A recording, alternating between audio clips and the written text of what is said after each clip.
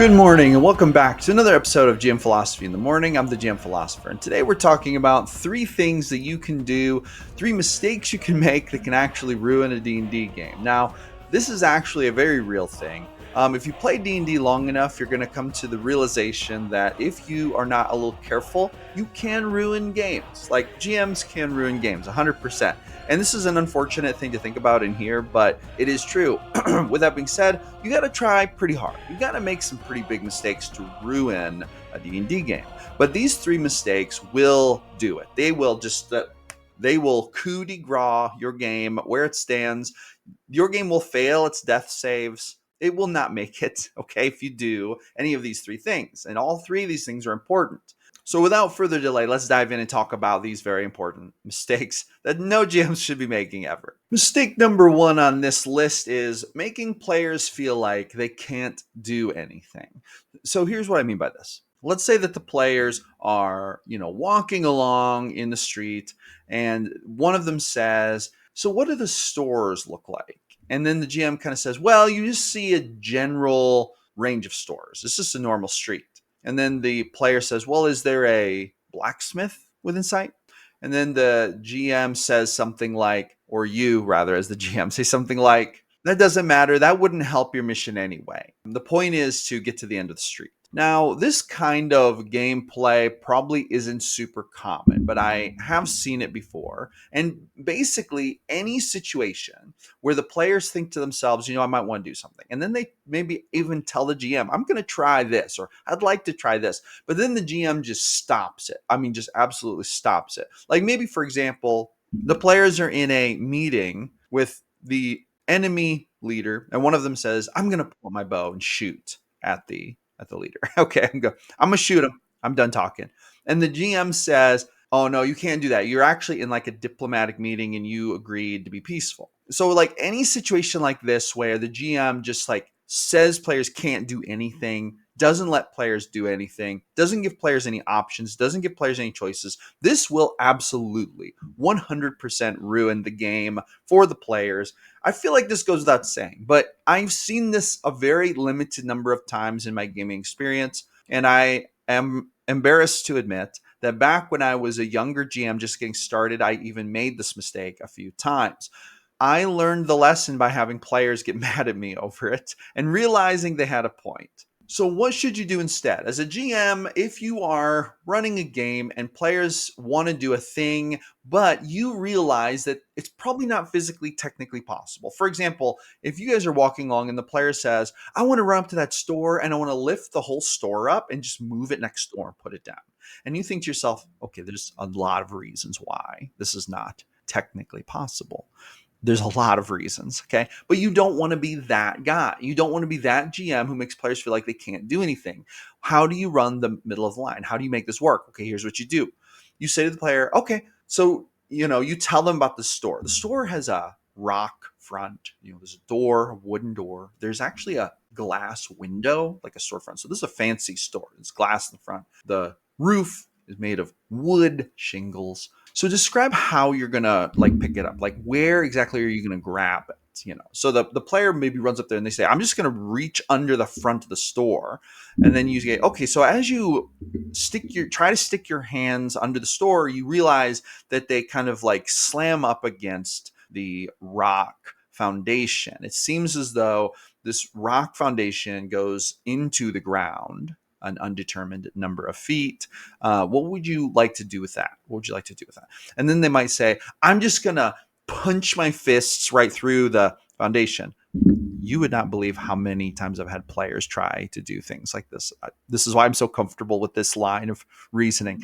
Then I would say, "Okay, so you try to punch through." And I think to myself, what's the best way to do this? I could make them roll an attack roll, but to be really honest, this might be more of a strength check because an attack roll is sort of against the target with an armor class. There's not really a question of whether they're going to hit the concrete with their hands. It's more of a question of whether they're going to do enough damage, I guess, to stick their hands all the way through, which really is a strength check in my way of thinking. Drop me a comment. Let me know if you agree or disagree. But I would say roll a strength check, or actually I'd give them all of the opportunities possible. So I would say roll me an athletics check, right? Because generally on a strength check, I usually try to give them the athletics check so that it's possibly could be a little better. It feels better that way. Anyway, so they roll, let's say they roll a 19 and they punch the concrete. Okay. Unless they have some kind of freakish strength, it's very unlikely that they're going to be able to reach through the concrete to get leverage to lift the building, right? Because it is concrete. They might punch the concrete. If they are very strong, they may crack it. They may shake the building a little bit, right? So you see what I'm saying? Like, not letting players do anything is a lot different than going through the motions of letting players try to do things and then failing to do them for very logical, common sense reasons. These are two different things. So what you want to do is you want to let players do what they want to do and then just walk through it. If it's not possible or it's not going to work, just walk through that step by step. But at least let the players feel like they were allowed to try. And that's really how you avoid this mistake. That's how you fix the problem. That's how you don't ruin games. Allowing players to do things and failing at them does not mean that you're ruining the game. Ruining the game means making players feel like they can't even try or do anything. So, boom. By the way, do you struggle to come up with plot arcs on the fly? If so, I have the perfect tool for you. It is called My Ultimate Plot Randomizer. It is a free ebook. When you join my email list, you can download this for free. You'll get the link in your first email. It contains 4 D100 tables that will let you roll random plot arcs whenever you need them. Roll the hook, the conflict, and the conclusion, and even add wild and wacky stuff all right there. Download this, print it out, add it to your tool collection, and you will never go without another plot arc again. I give this away for free to help you create awesome plot arcs just like I do. I use this in almost every single session, and you are not going to want to miss out on this, so make sure you grab this. Let's move on to tip number 2. Mistake number 2 the GMs sometimes make that ruins games: when there's no NPC interactions that serve as an open-ended window to the world. The other night, on Sunday night, I was playing in my friend William's campaign, which I'm player in. I'm playing Grom Izak, a lawful evil bard who is basically a merchant, and they're going on this journey where they're trying to prove themselves to the Orc King, and then maybe they're going to go overseas to help the humans and elves fight this despicable evil that has arisen in the land. Anyway, we had a session the other night, and I'm going to link to that session down in the YouTube video to it down in the description so you can check it out because it was pretty fun and pretty wild and awesome. With that being said, after the game, William and I were discussing NPC interactions, and I was commenting on how the way he does voices and the way he role plays his NPCs as a player really makes me feel like there is something to do. There's a window to the world. It's important to remember as a GM that when you're describing things to players, like that's good, but how are they going to interact with the world in a living, breathing way? A lot of times that happens through NPCs, or at least through interactions with those NPCs, right? Now, I have played in games before where there was little to no NPC interaction, and those games always felt so closed in to me. Whereas when I play in games that have like really immersive NPC interactions, this feels very much like a window to the world. It connects you to the world more. So as GMs, what we want to do is we want to make sure that we include NPC interactions in our world that serve as open-ended windows to the world. So here's the mistake. Here's what you don't want to do. You don't want to run players through a game and then have either no NPC interactions. That's actually one way, just straight right there. Having no NPC interactions or even not enough of them can ruin the game. Also, having NPC interactions that are stale or one-dimensional can ruin a game. And here's what I mean by that. I mean that when the group goes up to the barkeep, and they say things like, "Hey, what are the local rumors? We're a group of adventurers. We're seeking our fortune. We were hoping to find maybe a dragon's den or a goblin cave, something to raid. We're looking for adventure. We want to get some gold, fight some monsters." And then the tavern keeper basically kind of responds like a really badly designed AI chatbot with a limited number of responses. Like if the barkeep is like, "I don't know about that, but I can get you an ale. That'll be 2 silver pieces. Dragons are scary. Goblins, I haven't seen any goblins around here. This is a little village called Hollowville." Right? So it's like if the tavern owner is not an open-ended thing, if it's like a pre-programmed algorithm with 12 responses, that he can give to any particular question. And then just kind of repeats those options over and over again. This doesn't feel like an open-ended NPC interaction. This doesn't feel like a window to the world.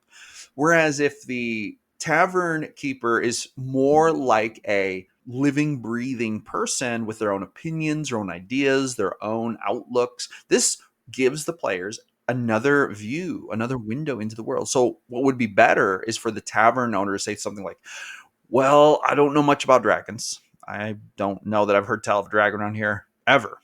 Goblins. There are no goblins, but goblins make me think of halflings. And there's a bandit group of halflings who've been menacing the road not far from here. Interesting, they're all small. They're all very small. Leads me to believe that they may all be halflings, or so they say. I've not seen them personally. I don't travel the main road.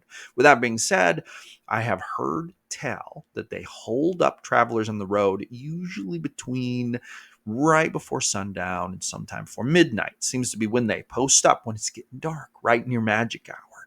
Now, if it were me and I were looking for some adventure, he wipes the glass he's cleaning.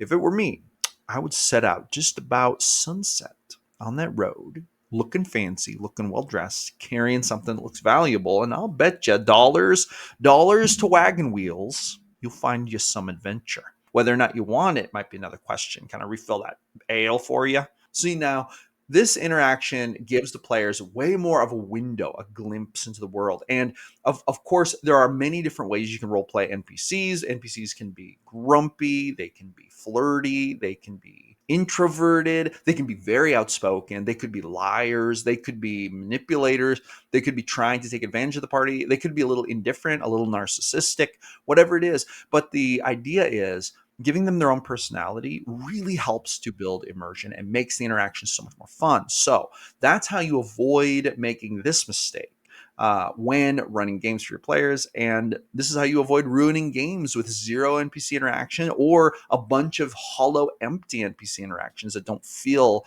important. Really, one of the most important aspects of a D&D game are the quality of the NPCs. And if you can get that down really well, you're going to really avoid this problem big time. And that leads us to point number 3. Now, really quick, before we jump into the final tip, I just want to give a shout out to one of my favorite dice companies, Hextech. And I actually have a product here that I think is super cool. This is a Hextech spinner dice. Let me show you what it looks like. So you open the package and it reveals a little box. Okay. Now, this product, I have a link for this down in my description, Amazon link. I'm going to qualified Amazon affiliate. If you purchase this product or any product after clicking on my link, I may earn a very small commission on that. And if I do, it'll come at zero additional cost to you and help to support the channel, which is awesome. And this is how I fund my channel in part, by offering awesome products that I think are awesome to my viewers in hopes that they will find them awesome as well, and it'll help them run games. Now, this is the little bag that comes inside that box. And when you open it, it reveals the Hextech spinner dice. This has all 7 polyhedral style dice, but they're on a spinner. So you spin it, and then wherever the sword is pointing, that gives you the result. Look at the design. The design is really cool. It's got like a dragon with like a dice. It's pretty awesome. Now, I don't use this as much when playing online for obvious reasons, but I do use this when I play with my core group. And what I do is I just hold on to it and I fidget with it. And then when I need to make a special check, I'll just make a little roll. And I always hold it so the sword is pointing upward because that's the easiest way to read it. Just make a little roll and then I'll stop it. So, for example, a 20-sided roll, got a 6. Boom. And it's just a cool thing. So, hey, if you are interested in taking a look at that or any of Hextech's other spinner dice, there's like a bunch of different designs of these. Click on that link down in the description and check it out for yourself. And hey, if you like it, you might want to grab one.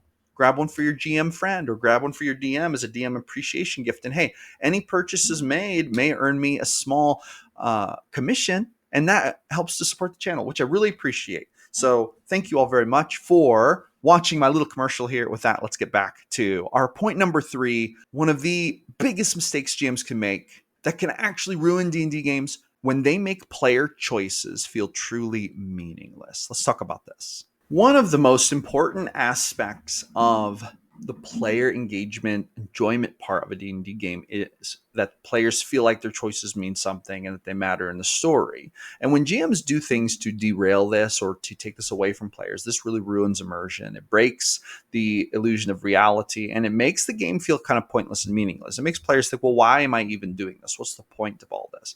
Well, here is an example of what I'm talking about. So let's say that the players are engaging in a battle. Let's say that these players, you've put them against a dragon and there's a vicious battle about to happen. The players roll their initiative and they start going in on the dragon. The battle is going up and down. They're exchanging hits.